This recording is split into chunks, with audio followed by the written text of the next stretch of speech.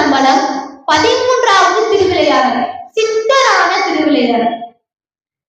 சிவபெருமான் மதுரை மக்களுக்கு அருள் செய்ய வேண்டும் என்பதற்காக சித்தர் திருமையை கொண்டு வீதியிலே நடந்து வந்தார்.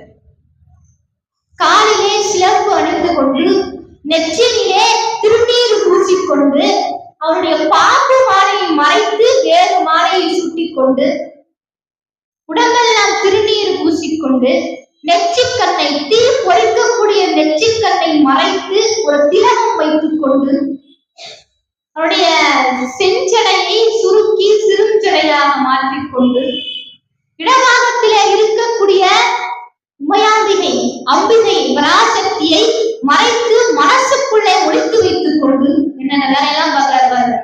அப்படி தன்னை ஒரு சித்தராக, அப்படி யோகத்திலே கை தேர்ந்தவருடைய தோற்றம் மாதிரி ஒரு சித்தர் மாதிரி திருவுருவம் கொண்டு மதுரை வீதியிலே பெருமான் நடந்து வர. அப்படி வரும் பொழுது பல சித்த வேலைகள் எல்லாம் செய்ய, வயசானவர்களை இளைஞர்களா மாத்துற, இளைஞர்களை வயசானவங்களா மாத்துற.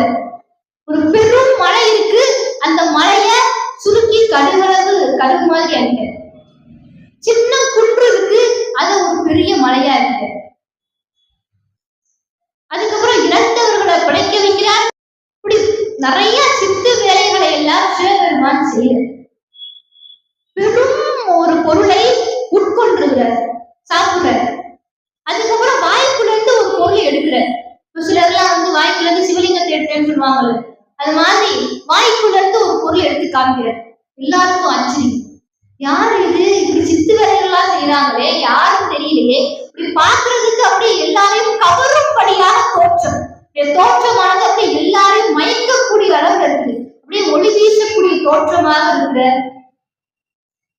சின்ன சிறு குழந்தைகளுக்கெல்லாம் விளையாட்டு காட்டுற. இந்த சின்ன சிறு குழந்தைகளுக்கெல்லாம் அவங்களுக்கு ஏற்ற மாதிரி ஒரு வித்தைகள் விளையாட்டெல்லாம் காட்டுற. அந்த குழந்தைகள்லாம் இவர் பின்னாடியே சுத்தி வரும். ஆனா இந்த சித்தர் என்னென்ன வித்தையெல்லாம் செய்யற, கல்ல கற்கண்டா மாத்துற, அப்படி விதவிதமான வித்தைகள் எல்லாம் செய்ய. அப்போ இந்த விஷயம் மன்னனுக்கு தெரிஞ்சது. காவலர்களை அனுப்பி அந்த சித்தரை பிடிச்சு வர சொன்னாங்க. காவலர்களும் போறாங்க அந்த சித்தரை பிடிக்கிறதுக்காக. சித்தரா வந்தவர், அவரு கையில அழகு மொழலாம் வச்சிருக்கிறார், ஒரு பைய வச்சிருக்கிறார். இவங்க சித்தரை எவ்வளவோ பிடிக்க முயற்சி பண்றாங்க, நழுவி போற, ஒரு துரத்துறாங்க, அவர் ஓடுற, பிடிக்கிற மாதிரி போற, ஆனா கையில மாட்ட மாட்டுற. என்னடா இது, அந்த ஏவலெல்லாம் பிடிச்சிருவோன்னு பாக்குறாங்க, அந்நேரம் நழுவி ஓடிடுற. இப்படி ஆட்டம் காட்டுற, யாராலும் பிடிக்க முடியல. இப்போ எல்லாரும் மன்னன் சொல்லியாச்சு, அவர் பிடிக்க முடியல. அதுக்கப்புறம் அந்த சித்தரா இருக்கக்கூடியவர் கோவில், நம்ம ஆலவாயுடைய கோவிலுக்குள்ள போற, கோவிலுக்குள்ளே கல்லாணைக்கு பக்கத்திலே அமர்ந்திருக்கிற. இப்படி சித்தராக மாறி பல வித்தைகள் எல்லாம் செய்த.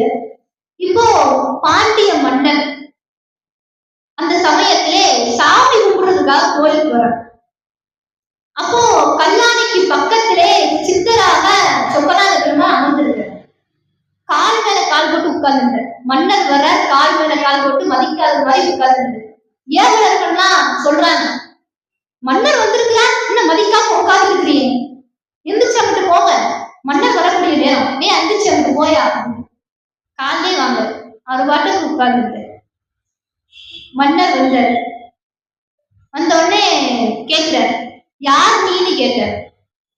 உடனே அவர் சொன்னார், நான் எல்லாம் வல்ல சித்தர், உன்னால எனக்கு ஆகக்கூடிய காரியம் ஒண்ணும் கிடையாது அப்படின்னு சொல்லி சொன்னார்.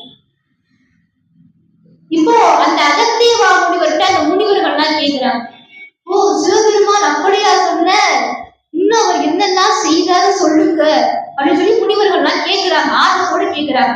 இதோட இந்த சித்தரான திருவிளையாடல் பூர்த்தி ஆயிடுச்சு. அடுத்த திருவிளையாடலை நாம் சிந்திப்போம். திருச்சிற்றம்பலம்.